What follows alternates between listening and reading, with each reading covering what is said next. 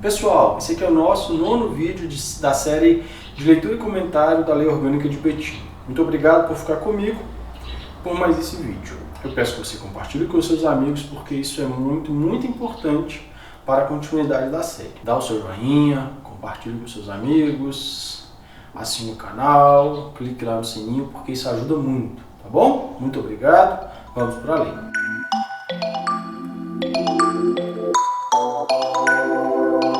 Artigo 77. Não perderá o mandato o vereador. Então aqui não vai perder o mandato. Antes nós falamos daquilo que vai fazer ele perder, aqui fala aquilo que não faz ele perder. Inciso 1.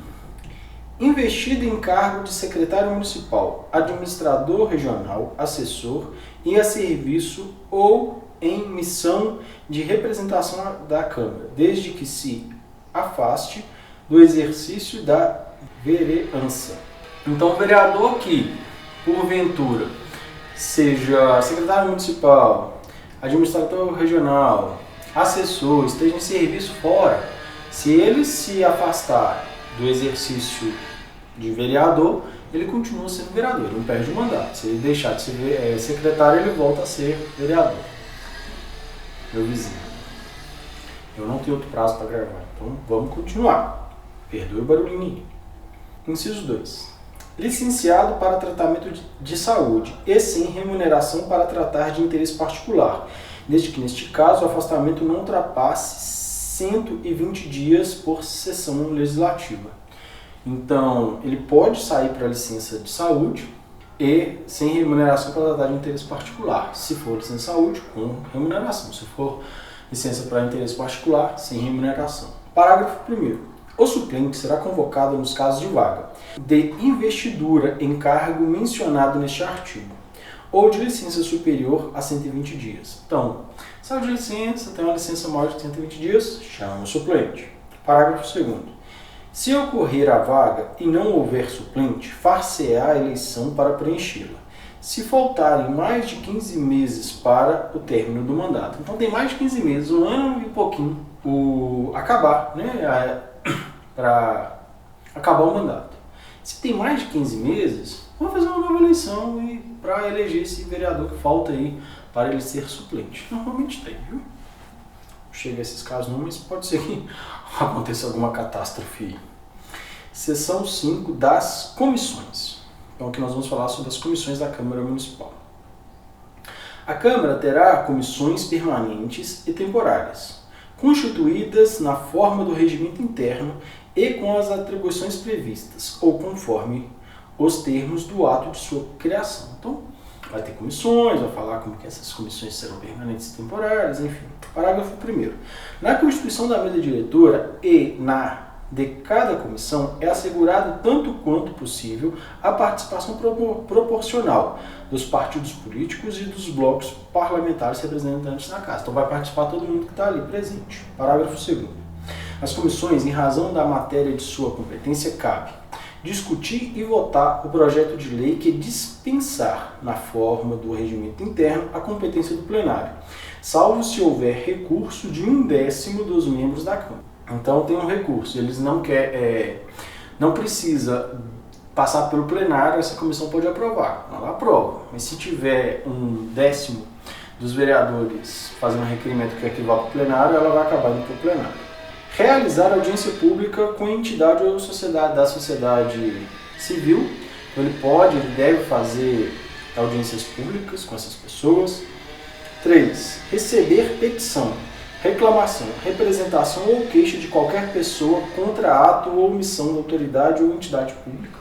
Então ele vai receber essa petição, essa reclamação, essa representação ou queixa, né, da entidade ou pessoa ou entidade pública ou autoridade.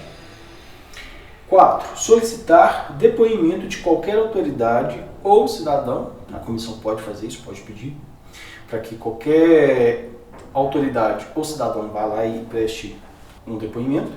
5. Apreciar plano de desenvolvimento e programas de obras do município.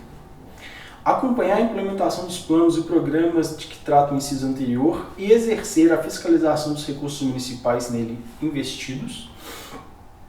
Haverá obrigatoriamente na Câmara uma comissão permanente de defesa dos direitos da mulher. Isso é importante, né, para tomada e ações que visem a proteção da mulher, de preferência, né, aqui na minha opinião, como mulher, como presidente, para que o lugar de fala realmente fique bem representado. Parágrafo 3º. As comissões permanentes de inquérito, CPIs, observada a legislação específica no que couber, terão poderes de investigação próprios das autoridades judiciárias, além de outros previstos no regimento interno, e serão criadas a requerimento de um terço dos membros da Câmara. Então precisa de 1/3 para formar uma CPI. Para a aprovação de ato determinado por razão certa de suas conclusões. Se for o caso, serão encaminhadas ao Ministério Público ou a outra autoridade competente para que se promova a responsabilidade civil, criminal ou administrativa do infrator. Então a CPI ela tem direito de fiscalizar, ela vai tomar alguns poderes ali do judiciário para fazer com que aquele ato que eles estão investigando seja bem investigado e chegue a alguma conclusão. E pode se mandar para o Ministério Público, para a autoridade judiciária, enfim, para que haja responsabilidade civil, criminal ou mesmo administrativa daquele infrator. Seção 6 do processo legislativo. 79. O processo legislativo compreende a elaboração de... Aqui, gente, eu já vejo uma questão, viu? Até que as anteriores eu acho bastante difícil ter uma questão para um concurso que não seja da Câmara Municipal. Pode ser que você esteja fazendo da Câmara, então tem que estudar mais aquilo. Mas para quem não está fazendo para a Câmara, municipal, eu acho muito difícil cair alguma delas, mas daqui para frente, possível. Então, por exemplo, o processo legislativo compreende, aí põe 2 pontos, emenda à lei orgânica, lei complementar, lei ordinária, resolução, decreto legislativo, emenda à lei orgânica, lei complementar, lei ordinária, resolução, decreto legislativo. Artigo 80. A lei orgânica pode ser emendada por proposta. Então, quem pode emendar essa lei que nós estamos lendo? Inciso 1. De, no mínimo, 1/3 dos membros da Câmara, então faz lá todo mundo junto 1/3 para fazer uma emenda, que vai assinar essa emenda. O prefeito também pode propor uma emenda à lei orgânica e de no mínimo 5% do eleitorado municipal. Então, se você juntar 5% do eleitorado municipal, hoje deve dar em torno aí de umas 20 mil pessoas, mais ou menos, você consegue também propor aí uma emenda à lei orgânica. Parágrafo 1º. A proposta será discutida e votada por 2 turnos com interstício mínimo de 10 dias e considerada aprovada se obtiver em ambos 2/3 dos votos do membro da Câmara. Então vai ter ali 2 turnos, tem que ter 2/3 dos votos, tem que ter um período ali entre aquelas 2 votações. A emenda à lei orgânica, com o respectivo número de ordem, será promulgada pela mesa da Câmara. Então não passa nem pelo prefeito. Quem promulga ela é a própria mesa diretora da Câmara. Parágrafo 3º. A matéria constante de proposta de emenda rejeitada ou havida por prejudicada não poderá ser representada na mesma sessão legislativa. Então, o prefeito fez uma proposta de emenda à lei orgânica. Ela foi rejeitada. Ele não pode ir lá e fazer outra igual, né? É a mesma coisa com medida provisória. Então, ele não vai poder mandar de novo naquela legislatura. Vai ter que ganhar de novo a eleição e fazer na próxima legislatura, caso ele tenha vontade de fazer isso. Parágrafo 4º. Na discussão de proposta popular de emenda é assegurada a sua defesa em comissão e em plenário por um dos signatários. Então vai ter um signatário, aquele que vai assinar ali, que vai fazer aquela proposta, mais a assinatura de todo mundo, né, 5% da população. Aquele signatário vai poder fazer a sustentação, né, da defesa daquela emenda. 5. A lei orgânica não pode ser emendada na vigência de estado de sítio ou estado de emergência, nem quando o município estiver sob intervenção estadual. Então tem alguma coisa que é fora da normalidade. Não pode mudar a lei orgânica, é isso, né? Nem estado de sítio, nem estado de emergência, ou se estiver sob intervenção estadual. Artigo 81. A iniciativa de lei complementar e ordinária cabe a qualquer membro ou comissão da Câmara, ao prefeito e aos cidadãos, na forma e nos casos definidos nessa lei orgânica. Então, a lei ordinária e a lei complementar, o prefeito pode fazer, a comissão pode fazer, o vereador pode fazer, inclusive o cidadão.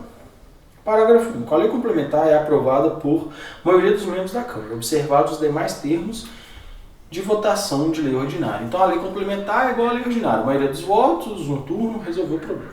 Não é igual uma emenda à lei orgânica. Precisa de 2/3 em 2 turnos. Artigo 82. Considera-se de lei complementar, dentre outras matérias previstas na lei orgânica, o plano diretor, Código Tributário, Código de Obras, Código de Posturas, o Estatuto dos Servidores Públicos, o regime jurídico único dos servidores públicos e os seus respectivos planos de carreira, a organização administrativa, a criação e transformação e extinção de cargo, função e emprego público, o plano de previdência, assistência ao servidor público municipal e sua respectiva contribuição financeira e a lei de parcelamento e ocupação do solo, além também da instituição da Guarda Municipal. Tudo isso que eu disse considera-se como lei complementar, dentre outras matérias previstas na lei orgânica.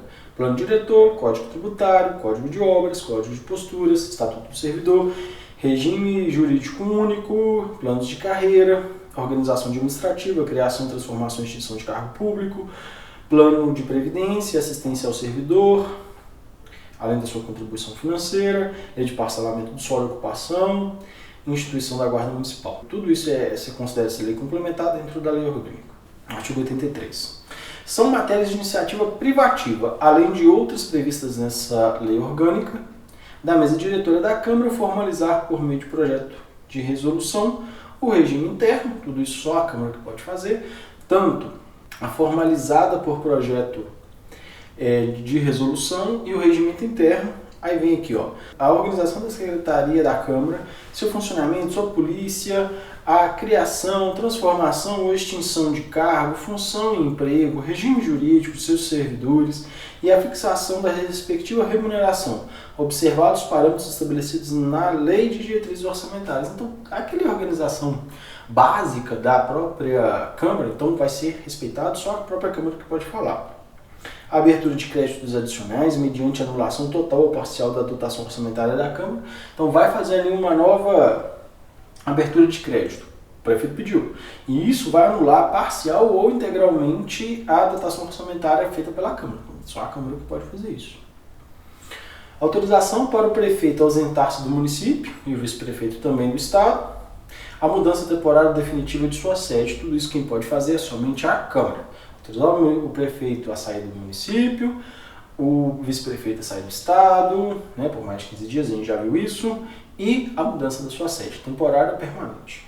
Então aqui é uma matéria privativa do prefeito. A criação, transformação e extinção de cargo, função ou emprego público, o regime jurídico único dos servidores da administração direta, autárquica, fundacional e a fixação da respectiva remuneração, observados os parâmetros na lei de diretrizes orçamentárias. Então, o que vai mudar? Vai transformar, vai criar, vai extinguir, vai mudar, vai fazer o que for na carreira pública, em todos os níveis, o próprio prefeito. O quadro de empregos das empresas públicas e sociedade de economia mista e demais entidades sob controle direto do município. O quadro de empregos, então quem vai decidir isso é o próprio prefeito. Quantos empregados, quem vai estar ali, quais serão as carreiras, enfim.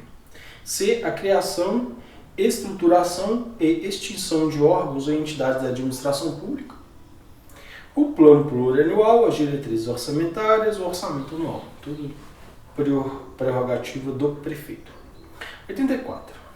Salvo nas hipóteses de iniciativa privativa previstas nesta lei orgânica, a iniciativa popular pode ser exercida pela apresentação na Câmara de projeto de lei, subscrito por, no mínimo, 5% do eleitorado municipal, em lista organizada por entidade associativa, legalmente instituída e que responsabilizará pela idoneidade das assinaturas. Aquilo que é privativo do prefeito e dos vereadores não cabe ação popular. Então, por exemplo, vou fazer uma ação popular para o orçamento. Não pode. Mas, para todos os outros assuntos é possível. 5% do eleitorado, uma associação legalmente instituída, né, vai fazer aquela coleta de assinatura e ela vai se responsabilizar pela idoneidade das assinaturas, pela autenticidade delas. Parágrafo único. Na discussão do projeto de iniciativa popular, será observado o disposto no artigo 80, parágrafo 4º. Então, na discussão do projeto de iniciativa popular, vai ser observado o disposto 80 no artigo 4º. Artigo 80, parágrafo 4º, que diz: a discussão de proposta popular de emenda é assegurada à defesa, né, em comissão, em plenário, por um dos signatários. 85. Não será admitido aumento das despesas previstas. Inciso 1. Então não pode haver aumento nas despesas previstas lá no orçamento. Nos projetos de iniciativa do prefeito, ressalvada a comprovação de existência de receita e o disposto no artigo 129, parágrafo 2º, né, desta lei, que a gente vai ler daqui a pouquinho, mas quando fala da iniciativa do prefeito, ele não pode gerar mais custos, a não ser que ele prove que tem recurso para isso. 2. Nos projetos sobre a organização dos serviços administrativos da Câmara, então não pode aumentar o custo, uma vez que ele já está determinado, mesmo que sejam serviços administrativos da Câmara. 86. O prefeito pode solicitar urgência para apreciação de projeto de sua iniciativa. Se ele pedir essa urgência, né, vai ser um pouco mais célere o processo de avaliação. Se a Câmara não se manifestar até 45 dias sobre o projeto, será ele incluído na ordem do dia, sobrerestando-se a deliberação quanto aos demais assuntos, para que se ultime a votação. Ou seja, 45 dias, o projeto não foi apreciado pela Câmara, ele entra na ordem do dia. Ele trava a pauta, ele vai ser votado independente do que tiver.